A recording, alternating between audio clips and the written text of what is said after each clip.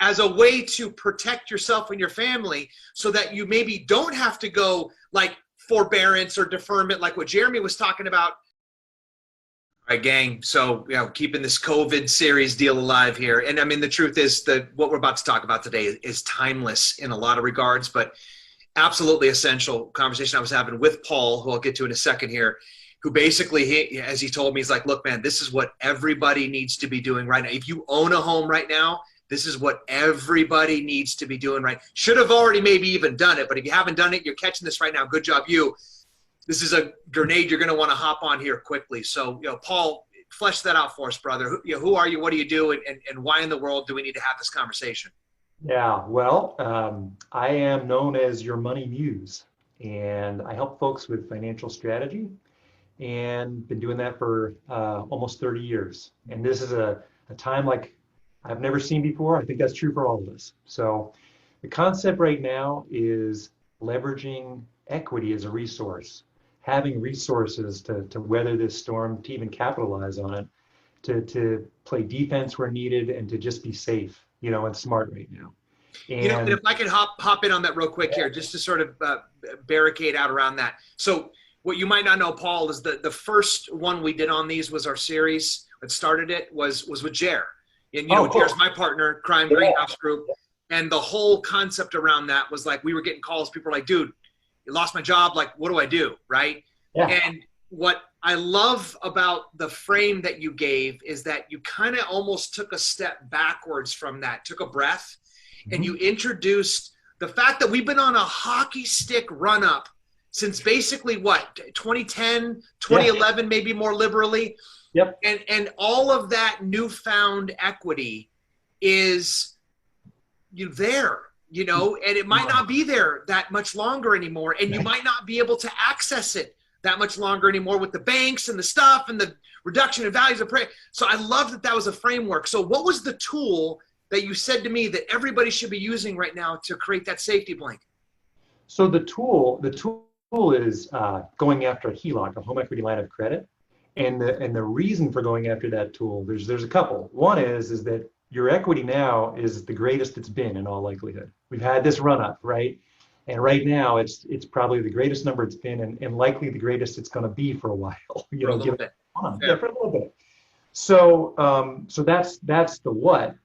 But the reason behind it is that equity is an incredible tool if you can leverage it, if you have access to it. If you can't, it doesn't do anything for you. Yeah. And why that's such a huge thing? One is having access to cash. So access to cash is a great defensive play. It might mean not needing to go get a forbearance. It might mean, who knows? It depends on everyone's situation, but there's a lot of reasons that's a powerful position to be in, having the most cash at your fingertips if needed. Yeah. Let me just dumb this down a little bit here for me. So you got your position, right? You got the crib whenever you did, right? And then it happened to have appreciated, or even if it's just the displacement of your down payment that you put in. Right. Gain that plus a leverage point, whatever. It's not real. It's technically make-believe. Yes. Right? Just like gains in a stock market, they're not real till they're realized, right? So if you're not going to go sell your home right now tomorrow, then it's just kind of this fancy, cool number in there that is probably going to evaporate, at least to a degree. We don't know. We're not going to claim to be prognosticators. That's nonsense, right? For all we know, this could be a blip on the radar. I'm not a Pollyanna, but I've even heard that whole thing, right? So doom or gloom or not that bad, whatever the case. The bottom line is that it's not real until you do something about it with it, right? So you were talking about the HELOC. So unfurl what a HELOC is and how that would actually work as a tool or an instrument for a little insurance policy. Well, so a HELOC is a line of credit that allows you to borrow against the equity in your home. But the very cool thing about a HELOC is if you don't use it, it doesn't cost anything. So it's like having a doorway to your equity. It's like inserting a doorway in a blank wall. Like your equity is behind this wall, you can't touch it.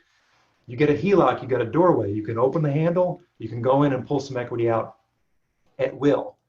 Now, not all HELOCs are created equal, and I'll talk about that in a minute. But the ones that are really great to get are ones that have what's called a draw period, often for up to 10 years, where you can go in, pull money out, you can put it back in at will anytime you want. And if you think about it, if you've got $100,000 in equity in a home or whatever that number is, having access to that becomes something that opens a lot of doors beyond that, right? This is about having the option to use that money for any purpose you want. There's no restrictions once you have the doorway installed. And I'll say this too, right? So this is your domain. I don't claim to step over on the side of the screen here, wherever you are, and hop into your domain there. But to get it in the first place, isn't it true? Because I've got I shouldn't say of course, I have a home equity line of credit for my home too. Right. So, I'm not only the user, I'm also a client, right?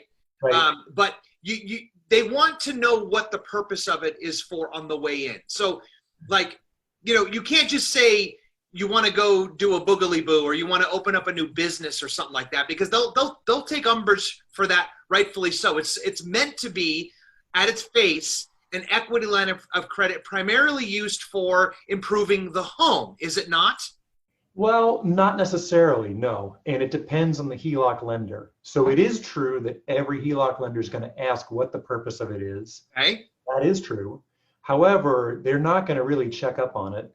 And they're one of several responses that are great. One is home improvement, as you point out. The other is debt consolidation. And consolidation, right?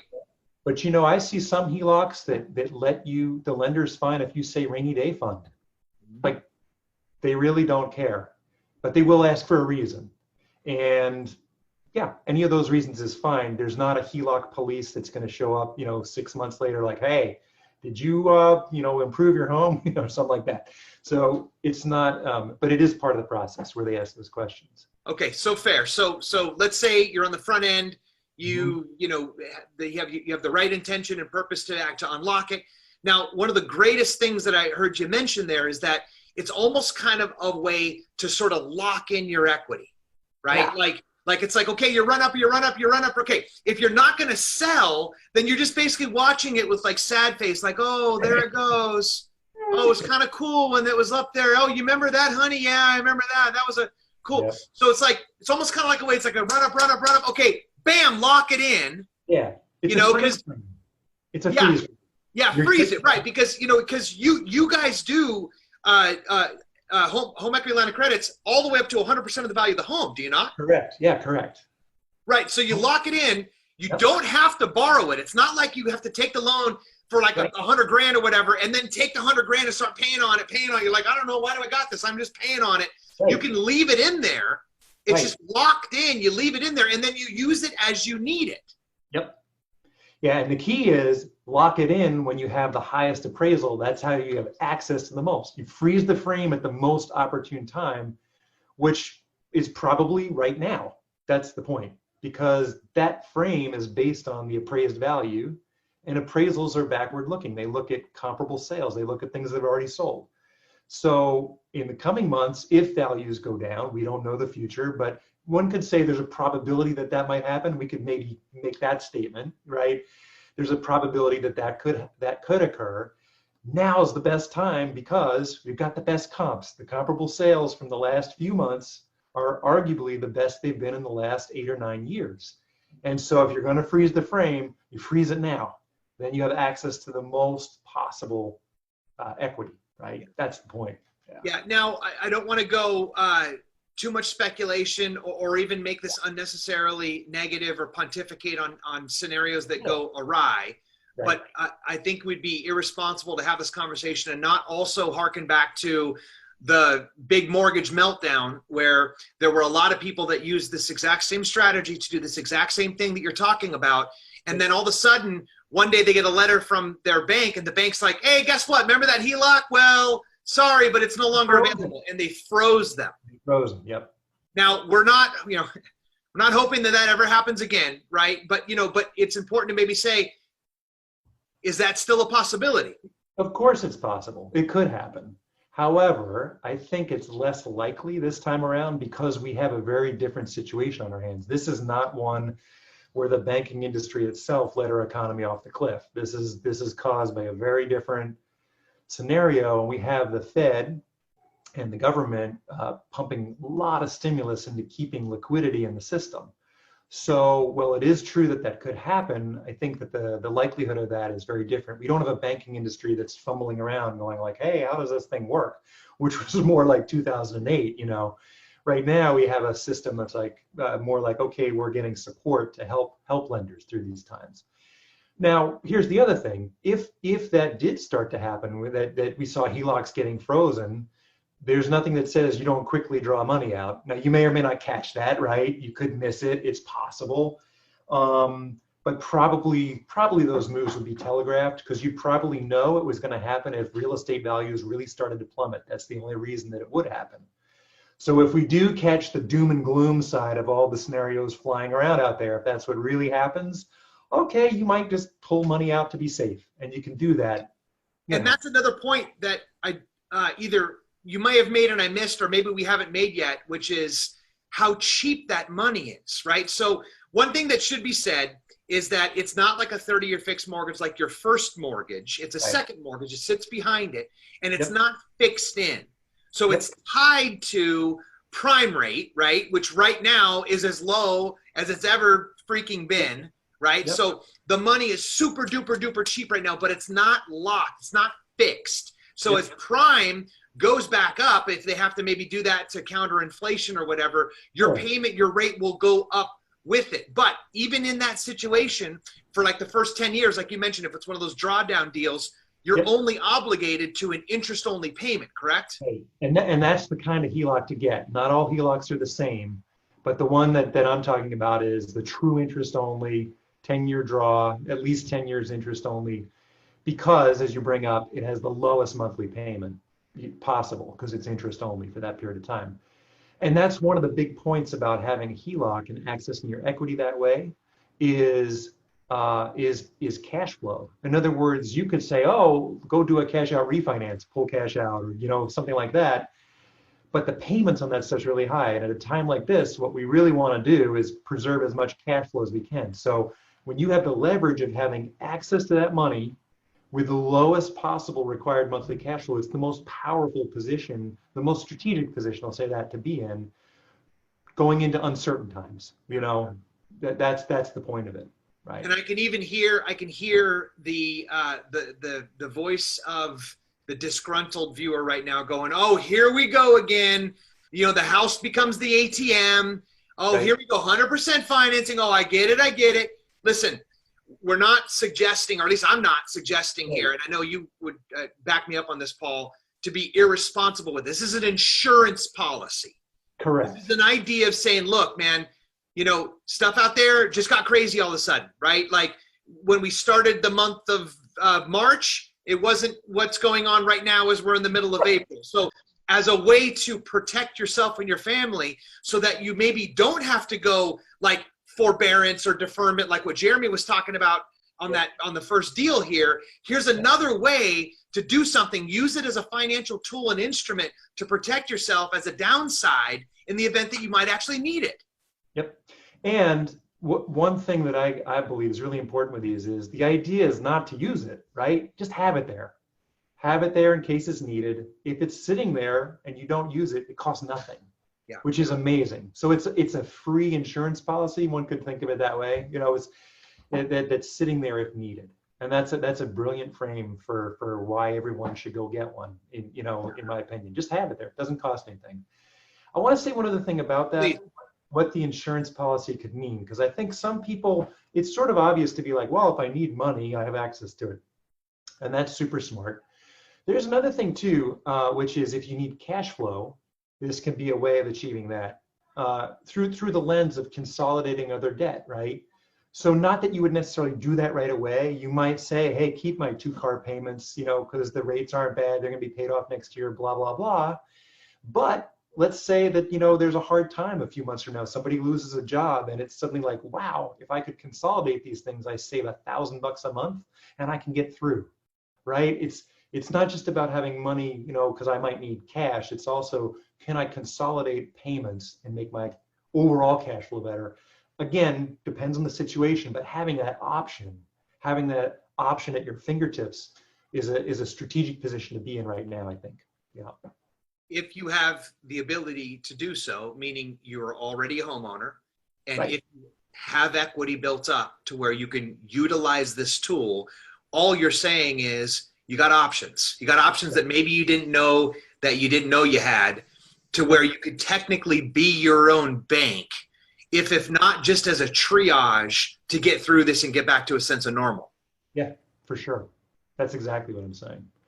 You know, one other hack on that, just as another example of how this flexibility can be helpful, to talk about the forbearance stuff that's out there. A lot of those forbearance deals at the end of 3 months, what hasn't been paid has to be paid back, or Right. somebody's going into a modification program. So if one has a HELOC in place and has to go through using a forbearance, maybe that's a choice. Here's a way of not getting into a loan modification on the back end too. I mean, there's a lot of ways that this can be used. The key point is, once you have it, the options are yours, right? And it's an insurance policy. So in summary, thinking about this as something that every homeowner should be doing right now. And you know, we're saying that lovingly, like Yeah. hopefully you don't have to do this right now, right? So, you know, maybe we're having just a little bit of tongue in cheek with that. But, you know, for me, you know, I feel like it's silly right now because it's so easy to get a HELOC. They're so cheap to procure, and they don't technically cost you anything to have them. At the very least, to do your small part to lock in that equity in the event that you might need it into the future, it seems like a no-brainer. Right. Yeah, agreed. Absolutely. That's sort of the point. Yeah. So thinking of your equity as a resource, that it's not actually real unless you're doing something to actually harvest it. Even if the harvest means you're leaving it right in the field, right? You know, just like having access to it should need be, like an insurance policy. You got to get an appraisal to indemnify it. And luckily right now for folks, you know, they're using appraisals are always a snapshot in the past, the most recent past. Yep. Luckily the past is still amazing, right? Yep. So as we move forward, that may or may not continue to be the case, right? Yep. And Yep. then the concept that you don't have to use it if you don't need to, and when you do, if you do choose to use it, it's probably the cheapest money that you have available to you in that regard. Yep, exactly. That's exactly it. Yeah. Okay. So parting thoughts, brother. Yeah, parting thoughts. So, well, one thing is all HELOCs, as I've said, are not created equal. And so anyone going after this, the idea is to get a true interest only HELOC with the draw period where you can pull money in and out, because that has the best cash flow. So keep that in mind as a concept. If you're somebody who's going after this strategy, go for the true interest only one. If anyone needs resources on that, I've got a few resources I can share of places that do, you know, versions of that loan. If you need help finding them, then you can find the stuff online too. But at yourmoneymuse.com, if you drop in your name and email address just on the main page here, I'll send out that list if that would be helpful. So. Yeah. And that timing was almost perfect, as if it was choreographed, right? When we were practicing this. I shared that screen. Yeah. Because we had pulled this. Drive that up a little bit there, and then right here on the main.